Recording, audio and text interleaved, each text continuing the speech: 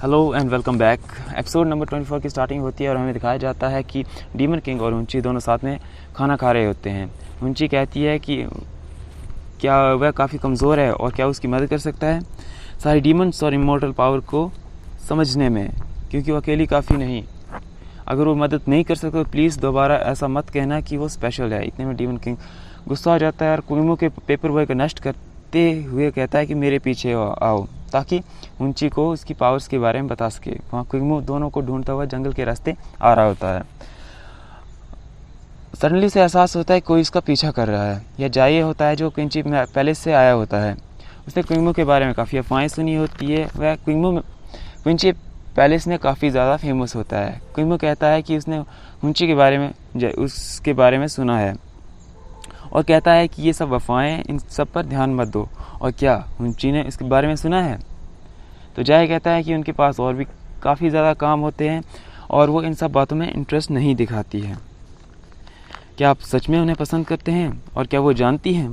तभी कुइमो कहता है कि वैसे जल्दी ही बता देगा। यहाँ सीन शिफ्ट होता है हुंची पर, जो डीमन किंग के पास होती है। डीमन किंग हुंची को उसकी पावर को टेस्ट करने में मदद करने लगता है, जिससे उसे पता चलता है कि उसकी पावर्स एक स्ट्रॉन्ग बैरियर से सील हुई होती हैं।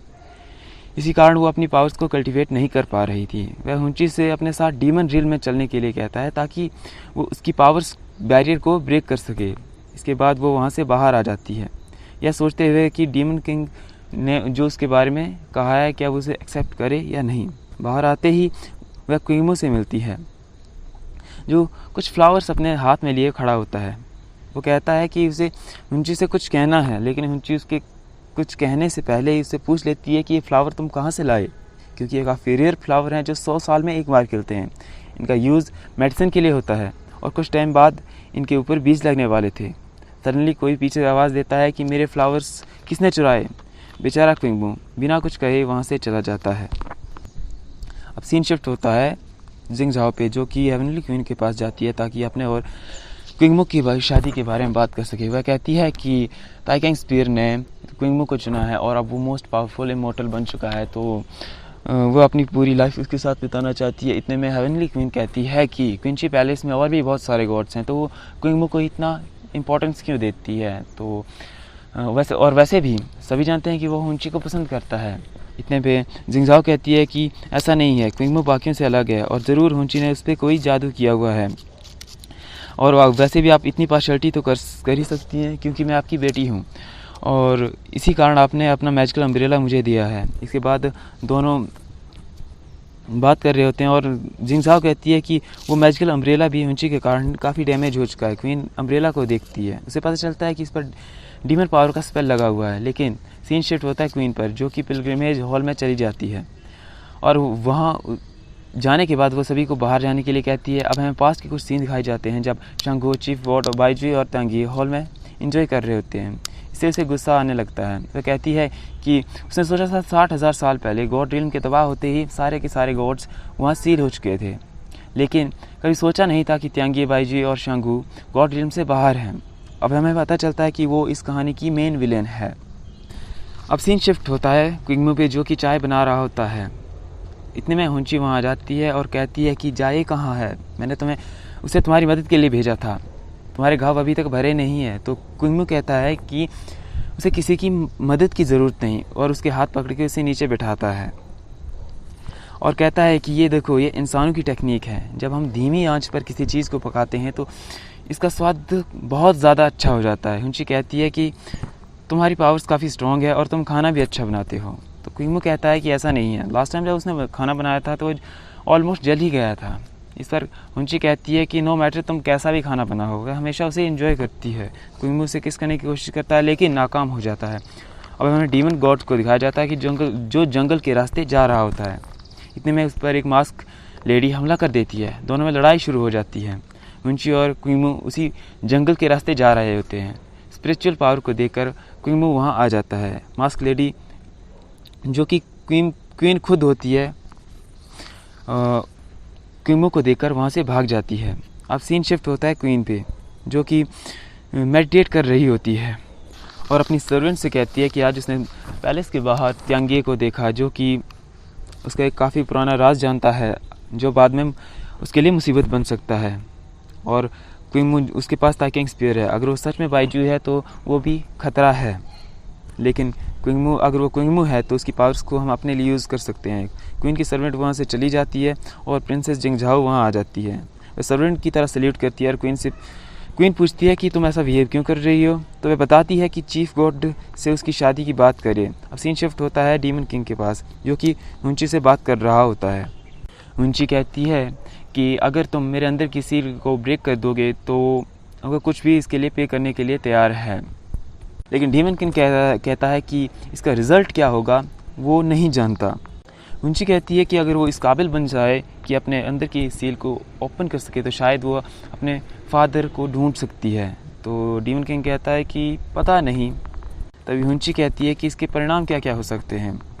तो डीमन किंग कहता है शायद तुम दोनों शंगुआ और हुंची एक हो जाओ, जो हमेशा तुम्हारे लिए अच्छा है।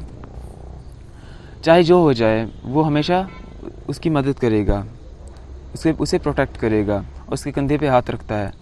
इससे हुंची अनकंफर्टेबल फील करती है और डीमन किंग को धक्का देती है। वह सिंपली धक्का देती है, लेकिन इससे डीमन किंग को काफ़ी ज़्यादा चोट लगती है क्योंकि उसके हाथ में बाइजी का दिया हुआ वो ब्रेसलेट होता है। डीमन किंग को चोट लगा देकर हुंची उसकी मदद करने की कोशिश करती है। वहाँ बाहर बैठे क्विंगमू को अजीब से ख्याल आने लगते हैं, तो वो खुद को रोक नहीं पाता है। वो भी अंदर चला जाता है और डीमन किंग को ह्यूमन की टेक्निक से ठीक करने की कोशिश करता है, जिसमें कि बॉडी में नीडल्स चुभ होकर उसका इलाज किया जाता है। इसके बाद हमें चीफ गॉड को दिखाया जाता है, जो कि क्वीन के साथ होते हैं और अदर वेपन्स के बारे में बात कर रहे होते हैं। ताइकिंग स्पीयर जो कि क्विंगमू के पास है, और शंगुआ की तलवार और ट्विन स्पीयर। ताइकिंग स्पीयर तो मिल चुका था, लेकिन शंगुआ की तलवार और ट्विन स्पीयर अभी तक नहीं मिले थे। तो वह अपने बड़े बेटे को इन दोनों को ढूंढने का जिम्मा सौंपते हैं। इसके बाद वे क्विंगमू को बुलाने की बात करते हैं क्योंकि जिंगझाओ उसे पसंद करती है और वो उनकी शादी की बात करना चाहते थे। लेकिन जिंगज़ैंग उनसे कहता है कि क्विंगमू किसी और को पसंद करता है, इसलिए उसे फोर्स नहीं करना चाहिए। लेकिन क्वीन उसे आदेश का पालन करने को कहती है। जिंगज़ैंग और क्विंगमू काफ़ी अच्छे दोस्त होते हैं, इसी कारण वो क्विंगमू की फिक्र कर रहा होता है। जिंगज़ैंग अब क्विंची पैलेस की ओर निकलता है और फ्रैग्रेंट को सीक्रेटली इस सब बारे में बताने के बारे में सोचता है, ताकि क्विंगमू इसे रिफ्यूज़ कर सके, क्योंकि फ्रैग्रेंट हुंची की काफ़ी अच्छी दोस्त होती है। इसी कारण वो क्विंगमू के काफ़ी करीब होती है। लेकिन क्वीन के आदेश पर सेना कमांडर बाहर सेना की एक टुकड़ी के साथ तैयार होता है ताकि वह जिंगज़ैंग के साथ जा सके। जिंगज़ैंग कहता है कि वह अकेला जा सकता है, लेकिन कमांडर कहता है कि उसे क्वीन का आदेश मिला है और उसे रिफ्यूज़ नहीं कर सकता। वहाँ क्विंगमू काफ़ी ज़्यादा परेशान होता है क्योंकि डीमन किंग हमेशा हुंची के आसपास घूमता रहता है।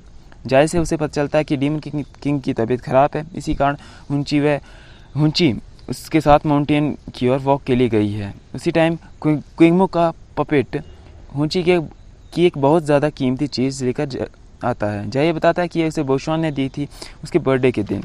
यहाँ क्विंगमू को पता चलता है कि आज हुंची का बर्थडे है। जाये बताता है कि बोशवान के जाने के बाद हुंची अपना बर्थडे नहीं मनाती है। अगर कोई ऐसा करता है तो उसे बात तक नहीं करती।